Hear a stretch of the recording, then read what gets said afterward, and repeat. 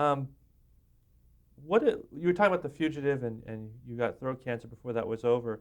The feature film Maverick, you came in and gave them some advice on the script, apparently after it was already written. Yeah, I was brought in by one of by probably the man in charge of production, Berman, because he had read the script and probably didn't like it because it was very broad. And that was something I felt you couldn't do with Maverick, was go broad. In fact, you shouldn't go broad with anything. So I met with Mel Gibson and Donner and the producer of the show, Mel's partner, and we had a very pleasant lunch. At least I enjoyed it. And Mel is a he's a delightful guy, and they all were. But in the middle of the lunch, I found out they already had a script, and they were very happy with it. Now, I was called and asked to come aboard, and I figured that it was for the same reason I was brought in on The Fugitive, because they had a problem. And they thought maybe I would do for Maverick what I did for The Fugitive. I would solve that problem. But no, they had a script, and they were very happy with it, which changed everything, and the whole tenor of the lunch changed. And I said, I'd like to read the script. So Mel Gibson took me to his office and got a script and walked me to my car and said he hoped I'd like it, and I read it. And the first 35 pages were funnier than hell. They were just grand. And then it began to get into such broad farce scenes that they lost me. In fact, many of the scenes that lost me never appeared in the final product. But some of them did, and they were too broad. And I sent them a very nice fax, thanking them for the lunch and for meeting with me, but that they were going in a way that seemed to be working. I laughed a lot, but that was not my cup of tea. And I didn't say that in the fax. And declined to come aboard. Now, I got a call shortly thereafter saying, Roy, we would like permission to give you a credit on this show. I said, what kind of a credit? He said, based on the series created by Roy Huggins. And I couldn't help thinking of what I went through with Warner Brothers trying to get a credit for a show I created and being denied it. And I said, you don't have to ask my permission. He said, oh, I know that. We know that. We just feel that you deserve it. I said, fine, I'll accept it. So it says in big, I finally got credit for creating Maverick. Only took 40 years. Yeah, only took 40 years. So looking back on your career, how would you like to be remembered? What do you think was your biggest contribution to the medium? Well, I did some things that were widely imitated. And that's, what do they say? Imitation is the sincerest form of flattery. That was flattering to me. Maverick was imitated. The Fugitive was imitated. And I did all right. I had a great time. And I did, for a while there, people remembered me very well. As time goes on, I'm remembered by fewer people because they've grown up and they don't remember Maverick. They don't remember Run for Your Life. Well, there wouldn't have been a Moonlighting if there hadn't been a Maverick and a Rockford Files, I don't think. Probably true. You gave people a license to make fun of the genre. And there's a Maverick waiting to happen to destroy the X-Files type shows that are out there today. Yes, in fact, you asked me about that show that spoofed Maverick. I actually did a show where Maverick is the fall guy and the absolute traditional Western hero is the hero of that story, the saga of Waco Williams. And at the end, Maverick is going out of town unrecognized. No one gives a damn whether he's leaving. And he stops and he looks right into the camera and says, could I be wrong? Let me ask you to say a few words about some of the people you've dealt with. Just 3 or 4 words, nothing too in-depth. Harry Conn. Harry Conn. I don't know. Oh, Harry Klein? I don't know a Harry Cohn. Oh, Jane Russell. Jane Russell was wonderful. She was pleasant and, as I think I said on this tape, never asked for changes or anything else. And we became. And I used Jane in a Hunter, and she was wonderful. It was a show, one of the better shows we did. Red Skelton. I never met Red Skelton because I'd never go on sets. Howard Hughes. Wanted to meet Howard Hughes. Yeah. And never met him. Jack Warner. Warner, in spite of everything, I liked Warner because Jack Warner was a great storyteller, and in many of his stories, he was the butt of the joke. And I thought that was unusual. And I know people have, many horrible stories have been told about J.L. Warner, but I never saw that side of J.L. In fact, I'll tell you very briefly one story. When Garner was giving them such trouble, and he actually got out of his contract, Warner asked me to come into his office, and he started calling Garner all kinds of vile names because they were losing that suit. And he carried on for 3 or 4 minutes about Garner. And then he suddenly stopped and he says, "Why am I talking about him like this? I like him." And I liked Warner because he was capable of that kind of humor. William Orr. Well, I liked Bill very, very much because Bill had an insouciance about him that was absolutely charming. He was bright, and as I've said, I think earlier, the basics I learned about editing, I learned from Bill, and he was a very good man, and I've seen him recently. Last time I saw him, he says, "Well, you got to come down to Palm Springs," and I said, "Bill, I will. I haven't come down, but I hope to." Steve Trilling. Trilling was, I would say, the ultimate bureaucrat. He was the ultimate assistant, sitting and guarding every word he said. And I never made any contact with Steve Trilling. Jack Kelly. Jack I liked because Jack was very funny and very entertaining to be around when he was not in front of the camera. Clint Walker. Well, Clint was such a strange guy. Here he was, 6'5", a muscle man, and yet he was not a bad actor. And Clint never gave me any problems at all, which, given his size, I was very happy about. Fred Dreyer, so we're talking about size. Well, Fred I enjoyed even more. Fred, we got along very well together. And right up to the day I left. And I still see Fred now and then. Haven't seen him lately, which I feel bad about. But I like Fred, and I think Fred is a very good actor. He is a very, very good actor. A better actor than he gets any credit for. Richard Bear. Well, Richard's an old friend. He's responsible for my being in television. And I still see Richard, and I think Richard's a very talented man. He directed a lot of shows for me.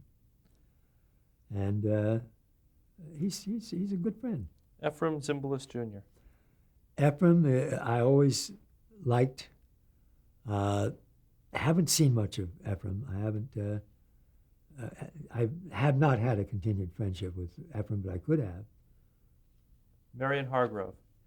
Well, Marion is I have mixed feelings about Marion because I like him. I think he's talented. But Marion has made a career of claiming to have written all those scripts that I rewrote, and was responsible for a series of articles in a writer's magazine about how I was a villain in his life, stealing his ideas and not giving him enough credit, and so I find when I read that thing, because I used to see Marion for lunch. We'd have lunch down here at the dining car, And when I read those things and saw that this man had written these things based entirely on what Marion had said, he had never, here's a scholar, so he's a professor in a university, who writes an article about me and never talks to me. And it was hideous. The article was typical, by the way, of the deconstructionist movement in the universities. And he really made me look like a miserable heavy, and made Marion look like an auteur. And it wasn't true. Marion had to be rewritten. Steve Cannell. Well, I love Steve. He's one of the truly he's a man of television. You know, he grew up on television, I'm sure. Doug Hayes. Doug was a close friend. He died many years ago, suddenly, of a heart attack. I've stayed in touch with his wife and his son, and I think of Doug often and miss him a great deal. He's a very talented man. Montgomery Pittman. Monty was a character right out of Faulkner. He was a Southerner, always had a cigar in his mouth, and I kept saying, by the way, I didn't take my own advice. I kept saying, don't smoke those cigars. They're going to give you cancer, for God's sake. And well, when his first credit came on the air, he says, Roy, I've got to shorten my name. My name came on the air last night, and it looked like it was saying Mary Pitt. But he had a unique talent, because he was regional. This was a writer from the South, and but he was made for my kind of thing, because he was a con man, had been, made his living selling snake oil, part of his life, but was a very talented man. Leslie Martinson. Leslie was, on Maverick, I don't think Leslie ever delivered a bad movie. He was the only director that I would not have let go for anything. Ed Burns. Ed was the product of the change that took place in your generation. That fell in love with him when he played the part of a cold-blooded, merciless, savage killer, and they loved him. But Ed was also, they did that because Ed was a good actor. He wasn't a cold-blooded, savage killer. He was just a damn good actor. Leonard Goldenson. Well, Leonard, I think, probably deserves credit from television far beyond what he has gotten. He was he was a major figure in the history of television, and very few people give him credit for that. I do, and I write about him to that effect. Dan Melnick. Dan was the one who called me and said, are you going to ask me to say to Leonard Goldenson that you won't meet with him? Jules, I'm sorry. Go ahead. Jules Barnathan. Well, I've already told you that I thought he was wonderful. I thought any man would get up and say what he did after what his boss had just said is a man to be admired. Tom Moore. I didn't like Tom Moore. And it wasn't just because he walked out on my telling of that show. I worked with him at Warner's. I worked with him at Fox. And I don't think we liked each other. Quinn Martin. Quinn, I didn't get to know Quinn very well, but I think my choice of Quinn was one of the smartest things I ever did in my life. Joe Swirling Jr. I love him. He is talented. His talent knows no limits.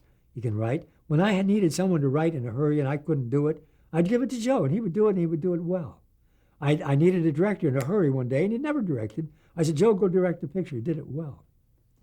And when we had problems with actors, Joe is the most diplomatic human being in the world. He is a Renaissance man. It became Steve's after you left. Yes. Herb Schlosser. Herb was a very pleasant man. We had a lot in common, both members of Phi Beta Kappa, and both at the time thought very much alike.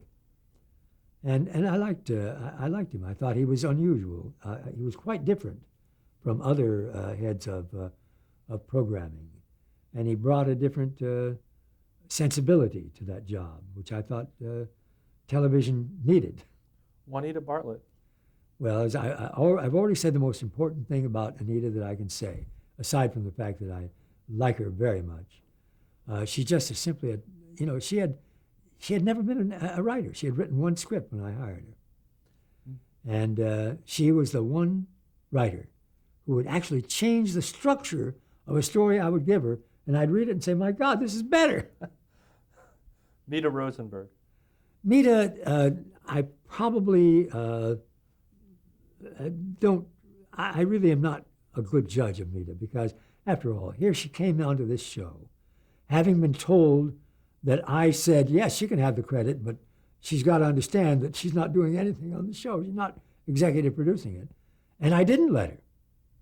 And so I didn't ever really get to know her well, but I don't think she liked me. Sid Sheinberg. Well, Sid once said to me, although I must say that I admired Sid in his early years, because here was a lawyer who also seemed to understand something about movie making. But in later years, Sid Sheinberg said the following thing to me in his office. He says, I know that in spite of what people say about my alleged genius, and that was that. Lou Wasserman. I don't think I really know Lou Wasserman. I really don't think I know him. The only, aside from meetings where we were conducting business, the only thing Lou Wasserman ever did that demonstrated something about him was when he called me into his office and said, this script stinks. And he was holding a copy of a script for the Virginian that I had never even seen since I told Frank Fenton to go home and follow these directions and rewrite the script.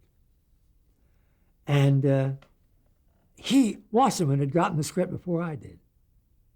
And it was a first draft out of the mimeograph department. And he was talking to me about a script I hadn't even read. And I told him so. I told him that was something he should get over. Never read a script that the producer hasn't read. And I probably mispronounced this guy's name earlier. Harry Cohn at Columbia, who... Harry Cohn. Yeah, I mispronounced his name. Harry Cohn was a man from New York who had hustled pool and sold hot furs. At least that was the story. He made low-budget pictures on Poverty Row. But Harry Cohn was a man who understood the movies and slowly came into his own because he was tough and he was firm in his judgment confident that his judgment was sound, and it was. And he was a big success in this town because he was one of the, like Zanuck, one of the tycoons who understood movies and was good at it and knew the difference between a B movie and an A movie. Finally, James Garner. James he's as neurotic as I am.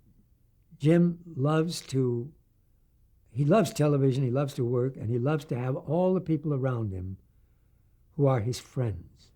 And with me, he was dealing with a guy who didn't want that. I never went on the set. He used to send someone up to get me, bring me down on the set, just to have the people look at me and say, this is what he looks like. And which I loved him for. And Jim is a very nice human being. But he wants to be the patron, which I never wanted to be, and never tried to be. I liked solitude, which I got into the wrong business for a man who liked. I should have remained a novelist, and I'd have had the life I really, really was made for.